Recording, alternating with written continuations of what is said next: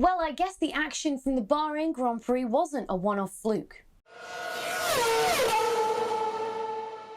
It's good because it obviously means that kind of the competitive order we saw in Bahrain is probably what we're going to be looking at moving forwards. I don't really tend to take in a lot of notice of practice. I think it's a good instigator to see who's running okay and stuff, but I think, and take McLaren for example, at the end of Friday everyone was like, oh, the fight behind Mercedes and Red Bull is going to be between Ferrari and AlphaTauri. McLaren seem to be on the back foot. And then comes Saturday, Norris is pretty much setting a pole position lap time and rivaling Mercedes and Red Bull for that front row start. So practice still is an element of sandbagging and testing, and it's still a test series, it's still a test session in my mind, so I don't tend to focus too much on those, which is why you'll notice in these videos we kind of talk qualifying a little bit and then the race. We do need to talk qualifying because that was an absolutely stellar lap from Norris in the McLaren, really showing that car's got some super pace. I think one of the things people very easily forget, because I know I do, is that car now runs a Mercedes engine.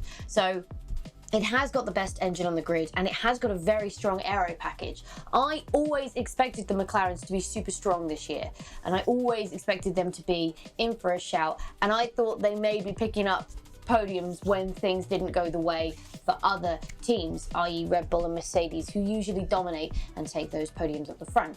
So great Saturday for him. Real shame he went wide at the end there and got that track time deleted, but he more than made up for it in the race. So a really good weekend all round for Norris and McLaren. I think it's one of those, I'm going to talk a little bit more about this a little bit as we go down the grid as well, but McLaren definitely seem to be one of those teams that are building a team around Norris, which is very interesting, especially in perspective of Daniel Ricciardo, because he doesn't seem to be, I don't think he is bad, not at all, and I don't think he's slower than Norris. I just think Norris has an advantage because he knows that car. He's been racing that car for 3 years, and the iteration of this year's car is okay, not the same as the car he's driven before, but it's an evolution of a car he already knows, and he knows the team, he knows how to do all the stuff on the steering wheel, I guess. He knows how to drive the cars, he knows how to manage the engines and the tyres with this car, whereas Ricciardo is still in a learning curve. It's very much the same for Perez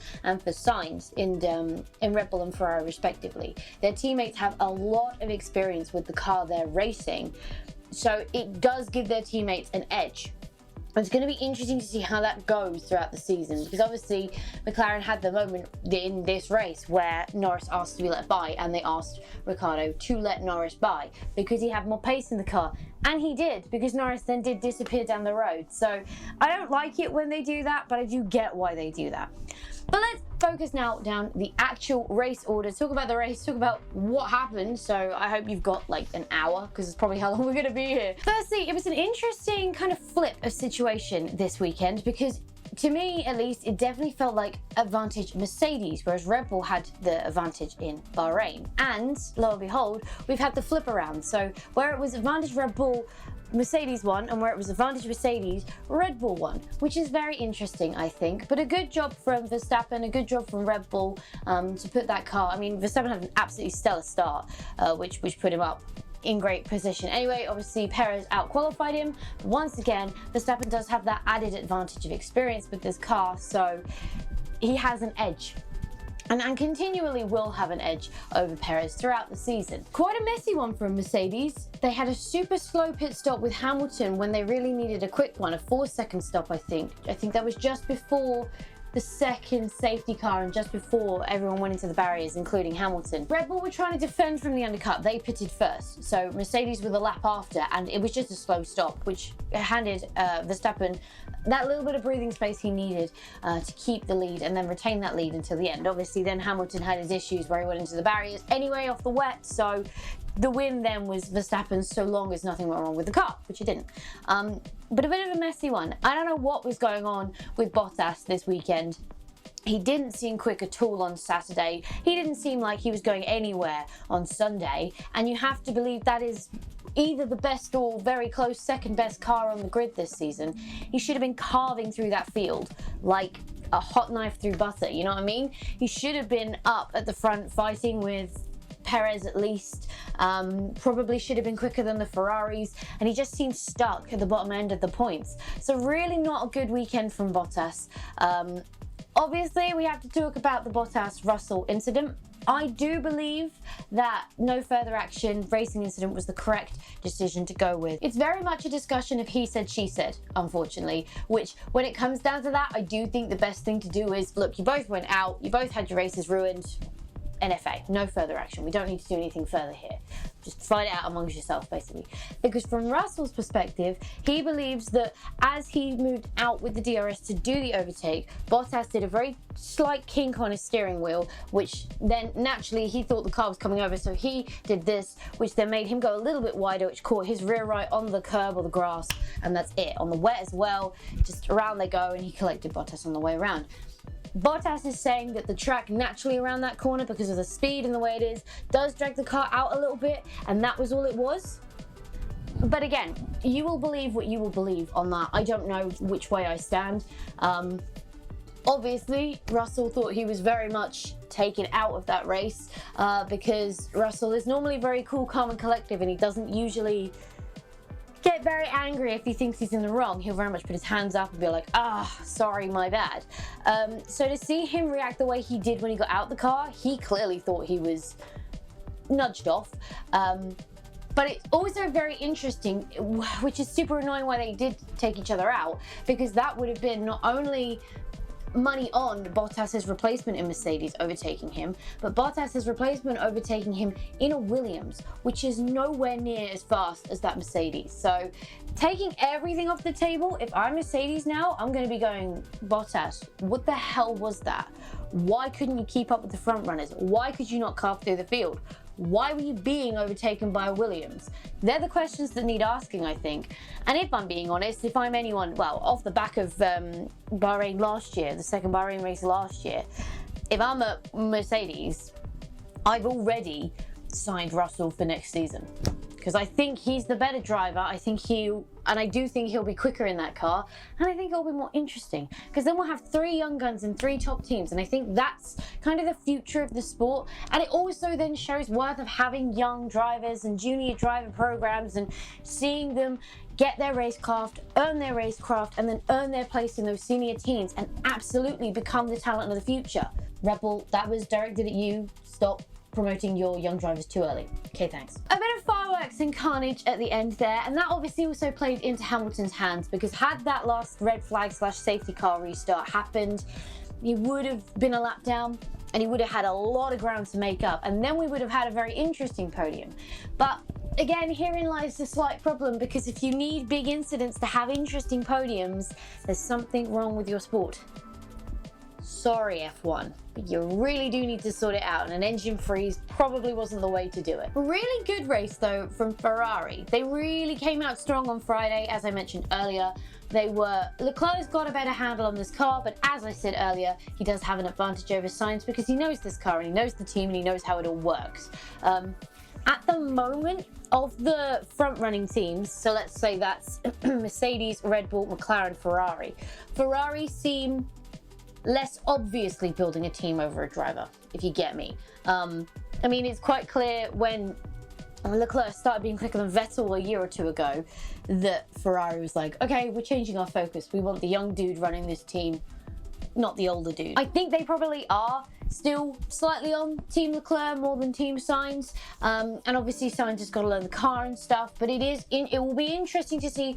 That's the dynamic I'm most interested to see develop, because as Sainz gets more comfortable with the car, will he actually be faster than Leclerc? Because at the end of this race, when Leclerc got stuck behind the McLarens, I almost wish Ferrari had done what McLaren did and told them to switch, because Sainz seems to have more pace than Leclerc. It's interesting they didn't. It felt very much like Sainz's race engineer was telling him to stay back just enough to not put the pressure on, because, I don't know, Leclerc was fighting with the car ahead, which I don't necessarily like. As I mentioned earlier, I really don't like team orders like that, and I wouldn't really have liked it if they'd have swapped them around, but it just would have been interesting, because Sainz did appear to have more pace. But a very good result from Ferrari, 4th and 5th on the grid, the best scoring manufacturer this weekend as well. So good points for them. They're still 4th behind McLaren, I think, but it's super tight. So pretty good job from them this weekend. So behind them you had Ricciardo, who again seemed to struggle a bit more than Norris with this car, which is a bit of a shame because the car definitely had speed and it definitely had pace. And I know teams don't like inter-teammate battles, but I love them because I think that's kind of the closest match you can get of two drivers. They're in the same machinery, they've got the same team, they've got the same engine, they've got the same chassis, yada yada, it's the same everything. So at that point you are literally pitting them up against themselves, and that's when the racing talent and the confidence and things will come through. So it's not surprising Ricciardo was struggling a little bit with this car. He's still learning this car, as I've mentioned too many times already in this video.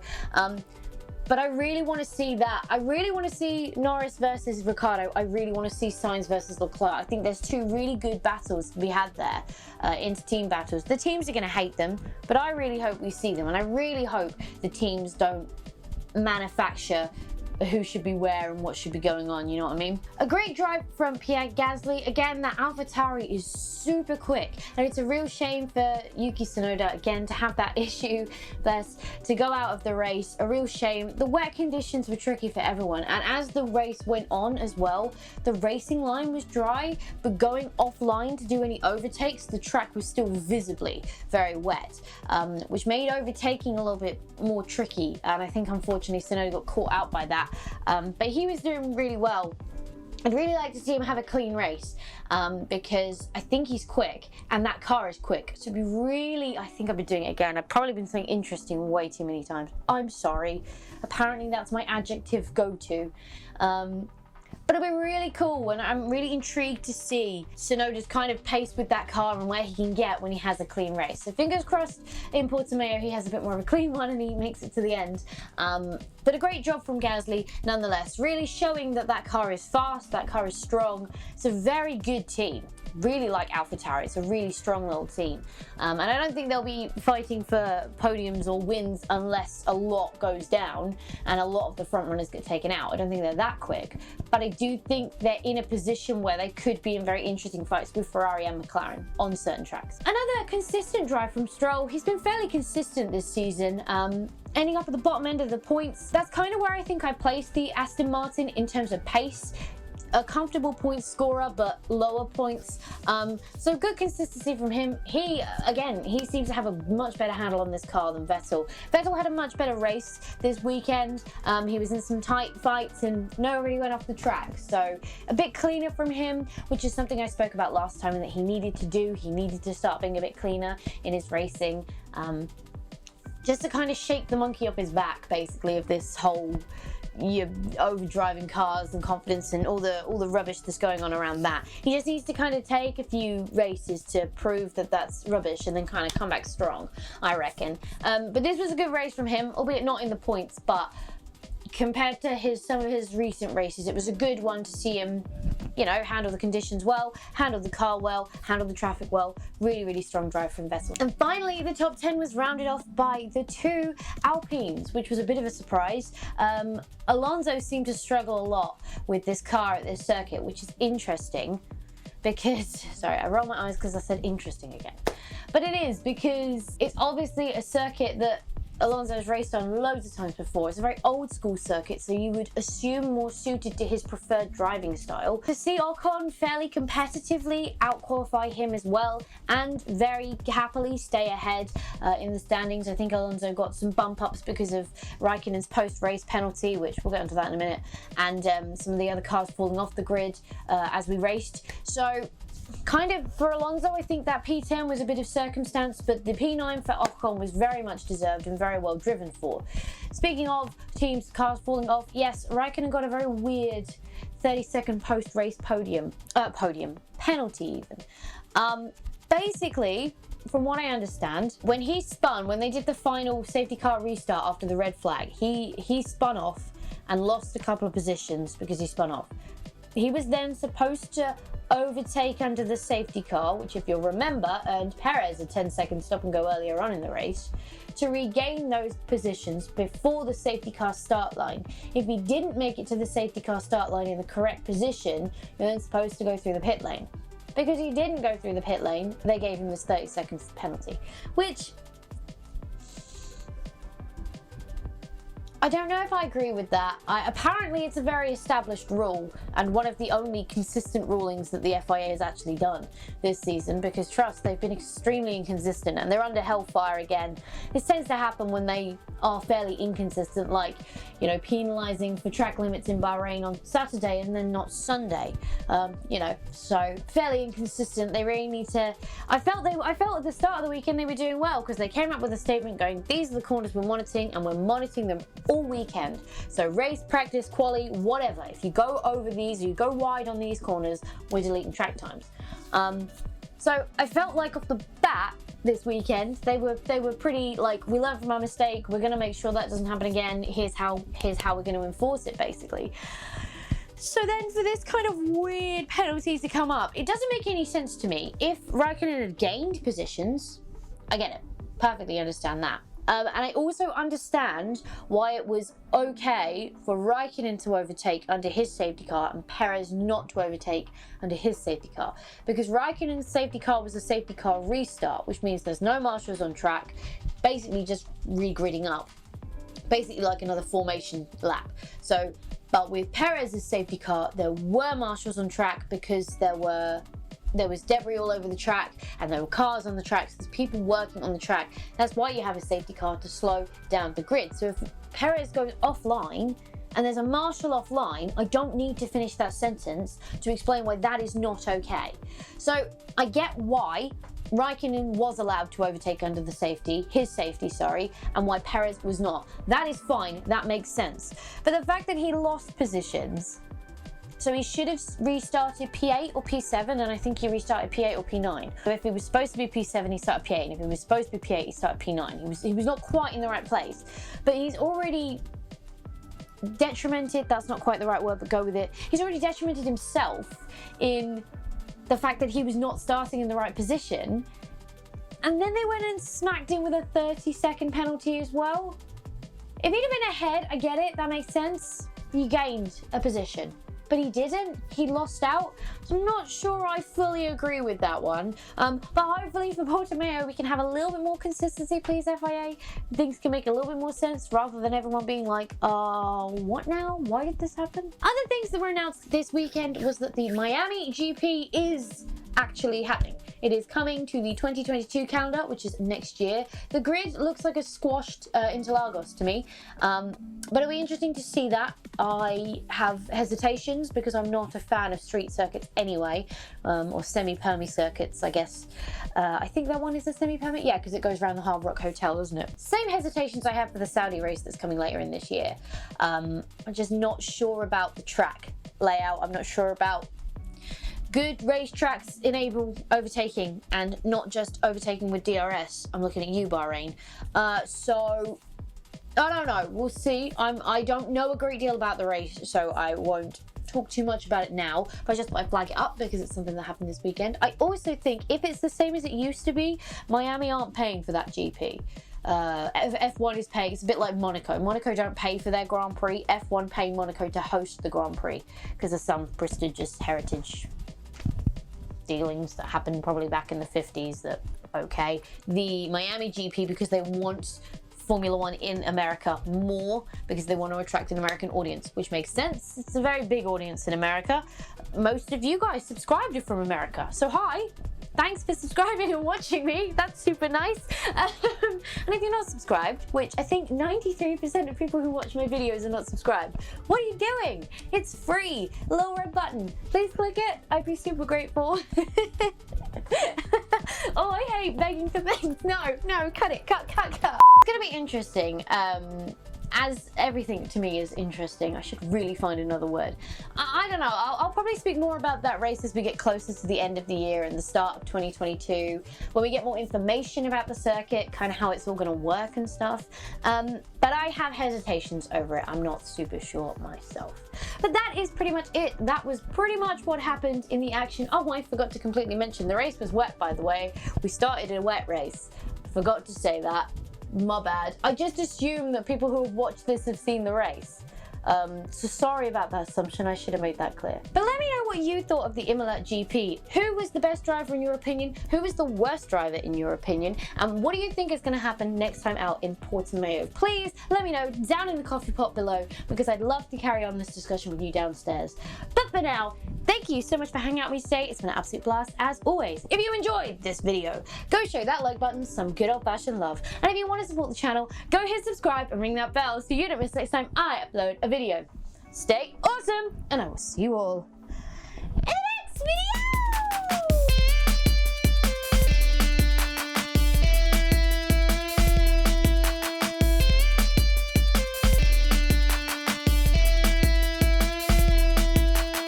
I apologize for the non-F1 attire. I used Red Bull last time and I don't have any Mercedes stuff. Like, not even Drive Crate sent me a Mercedes cap. So I didn't really know what to wear, so I went, sod it, we're just gonna wear what I'm wearing.